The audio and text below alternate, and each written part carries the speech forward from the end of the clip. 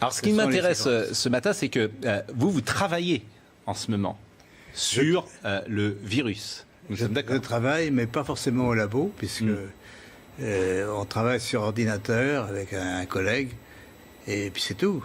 On n'a pas d'expérience, on peut dire, mais l'expérience vient de la maladie elle-même, de toutes les mesures qui sont faites actuellement dans les laboratoires sur les patients. Et vous êtes arrivé à certaines conclusions. Alors, nous sommes arrivés à la conclusion qu'effectivement, il y avait eu une manipulation au sujet de ce virus. C'est-à-dire?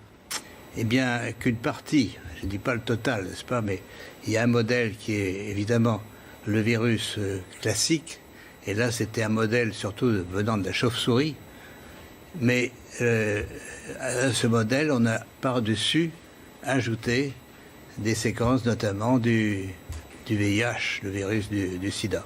Mais quand vous dites on a ajouté, qui a ajouté? Moi, je ne sais pas. Mais c'est pas naturel, c'est ce que vous voulez dire? Non, ce n'est pas naturel. C'était un travail de professionnel, un travail de biologiste moléculaire. C'est un travail très minutieux, on peut dire d'horloger, on peut dire au niveau des séquences. Mais dans quel but? Dans quel but, ça, ce n'est pas clair. Moi, j'expose, si vous voulez, mon travail, c'est d'exposer les faits, c'est tout.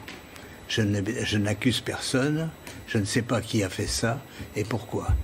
La possibilité, c'est peut-être que ils ont voulu faire, on ne sait pas, on a voulu faire un vaccin contre le sida. Donc on a pris des petites séquences du virus et on les a installées dans la séquence plus grande du coronavirus. Alors, je suis pas sûr de comprendre tout ce que vous dites. C'est-à-dire que dans ce virus, il y a une part de VIH? Voilà, c'est ça. Le matériel génétique du virus est un long ruban d'ARN, n'est-ce pas? Comme de l'ADN, mais c'est de l'ARN. Et dans ce long ruban, à une certaine place, on a fixé des séquences petites de VIH. Et ces séquences petites ne sont pas petites pour ne rien vouloir dire.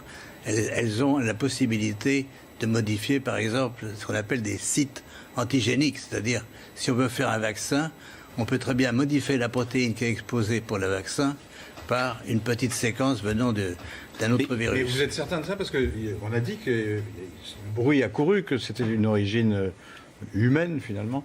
Et ça a été ensuite réfuté par la plupart des autorités scientifiques, quand même. Il y a quand même une volonté d'étouffement, si vous voulez. Les travaux, nous ne sommes pas les premiers. Un groupe de chercheurs indiens, très, très renommés, avait publié la même chose. On les a forcés à rétracter. Et on les a forcés comment? C'est-à-dire, c'est annulé.